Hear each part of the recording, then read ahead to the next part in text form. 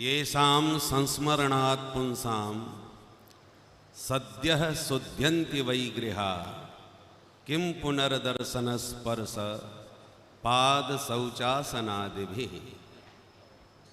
जिन दिव्य महापुरुषों का स्मरण करने मात्र से ही हम संसारी जीव धन्य हो जाते हैं, कृतार्थ हो जाते हैं, उन दिव्य महापुरुषों का जिन्होंने दर्शन किया हो, उनका चरणोदक लिया हो, उनके वचनामृत में अवगाहन किया हो, कैमुत्कन न्याय से उनके कल्याण में भला क्या संदेह रह सकता है। जिन पूज्य सरकार के पावन संस्मरण हम महापुरुषों की वाणी से श्रवण कर रहे हैं, मुझे तो ध्यान आता है कि एक बार कवर्धा में छत्तीसगढ़ में कथा हो रही थी, तो एक धर्म सम्राट स्वामी करपात्री जी महाराज के कृपा पात्र शिष्य आए। बड़े ही तेजस्वी कर्मकांडी थे।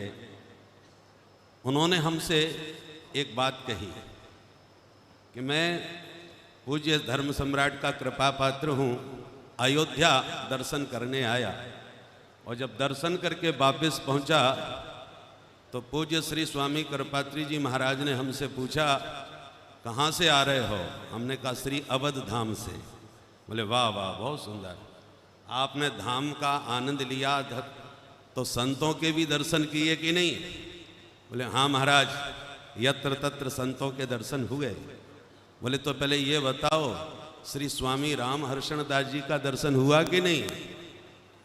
तो बोले महाराज ये कौन हैं? उन्होंने पूछा तो स्वामी जी बोले कि लोग उनको श्री राम हर्षण दास जी कहते हैं, पर उन्हें देख करके हमें तो लगता है कि ये रोम हर्षण जी हैं। इनके रोम रोम से जो राम प्रेम का दिव्य आनंद निर्झरित होता है, श्री राम प्रीति में परिपूर्ण होकर के डूब करके उनका रोम रोम से राम राम की मानो ध्वनि निकलती हो, ऐसे संतों का दर्शन धाम में जाकर के अवश्य करना चाहिए। ये उन महापुरुष ने अपने स्वामी जी महाराज का संस्मरण सुनाया तो मैं आश्चर्यचकित हो गया कि धर्म सम्राट स्वामी करपात्री जी की वाणी से सहजता से किसी की प्रशंसा नहीं होती, परंतु उन्होंने हमारे स्वामी जी के महाराज के विषय में ऐसी टिप्पणी करी, क्योंकि तो मुझे सुनकर के ऐसा लगा कि सचमुच हम लोग कितने बड़भागी हैं, कैसे कर्णधार इस कलिकाल में हमको प्राप्त हुए। कर्णधार सदगुरु दृढ़ नावा।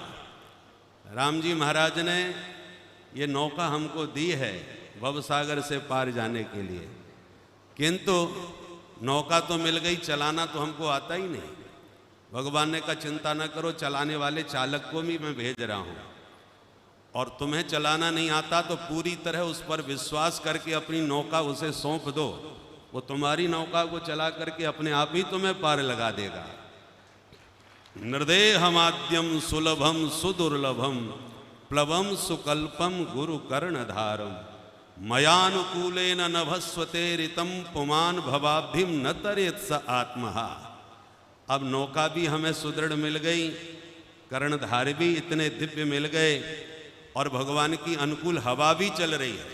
आप साइकिल से जा रहे हो और जिधर जा रहे हो उधर की हवा चल पड़े तो साइकिल अपने आप ही मोटरसाइकिल बन जाती है। उसी प्रकार यदि हमारी ठाकुर जी की कृपामयी अनुकूल हवा न चल रही होती तो क्या श्रीधाम वृंदावन में इतने दिव्य महापुरुषों के दर्शन हमको प्राप्त होना संभव था? तो हरि की अनुकूल हवा चल रही है कृपामयी, इसलिए यह दिव्य सौभाग्य हम सब लोगों को सुलभ हो रहा है। हमारे श्री वेदांती जी महाराज ने क्या अद्भुत ओजस्वी तेजस्वी वाणी के द्वारा हम लोगों को एकदम जागृत कर दिया। तो ये महापुरुष तो अयोध्या को भव्य और दिव्य बनाने में पूरा कटिबद्ध हो रहे हैं। बहुत शीघ्र महाराज जी ने घोषणा कर ही दी है, 2024 तक हमारे रामलला जी अपने स्थान पर दिव्यता के साथ प्रतिष्ठित हो जाएंगे, विराजमान हो जाएंगे। किंतु केवल इन प्रासादों के निर्माण से ही दिव्यता नहीं, उसमें जो वास्तव में दिव्यता है वो तो मंत्र राज की शक्ति से प्रकट होगी। इसलिए बाहर जो भव्य दिव्य जो प्रासाद बनेंगे वो तो बाहर के लोगों के लिए प्रभावशाली बनेंगे, परंतु उसमें जो दिव्यता का संचार होगा वो वैष्णवों के राम नाम मंत्र के द्वारा होगा। इसलिए हम सभी वैष्णवों का कर्तव्य है कि इन महापुरुषों के सहयोग में और इस अयोध्या की दिव्यता का विस्तार करने के लिए हमें राम मंत्र का उत्तरोत्तर खूब जाप करना चाहिए, ताकि सारी विघ्न बाधाएं मंत्रराज की कृपा से सब दूर होती चली जाएं। क्योंकि ये जो पुरुषार्थ करते दिखाई दे रहे हैं, हमारे माननीय योगी जी ने आकर के संकेत कर ही दिया था कि अयोध्या को हमें पूरी दुनिया के शिखर पर इसका प्रकाश प्रकट करना है, और वो प्रकाश राम नाम के मंत्रराज की शक्ति से ही होगा, इसमें कोई संदेह नहीं। और उसी मंत्रराज की कृपा से ये जो भी विघ्न बाधाएं आ रही थी, कोई कल्पना भी नहीं कर पा रहा था कि इतनी सहजता से ये सब आपदाएं दूर हो जाएंगी। जितनी चुटकी से, माने कोई कल्पना नहीं थी, जिस ढंग से सारा मार्ग प्रशस्त होता चला जा रहा है। इसलिए हम सबका भी कर्तव्य है, गिरिराज तो हमारे कन्हैया उठाएंगे, पर हमको भी अपनी अपनी लाठी उसमें लगानी है। और वह लाठी हम लोगों के द्वारा और क्या लगेगी, बस मंत्र का जाप जो सरकार ने हमको दिया है, उसी मंत्र में पूरी निष्ठा पूर्वक हम जाप करते हुए प्रार्थना करें कि प्रभु आप दिव्यता के साथ विराजमान हो करके सारे भारत की कीर्ति पताका को विश्व में लहरावें। अरे वैसे तो लहराती रही ये पताका, जिसके लिए देवता हमेशा ललचाते रहे।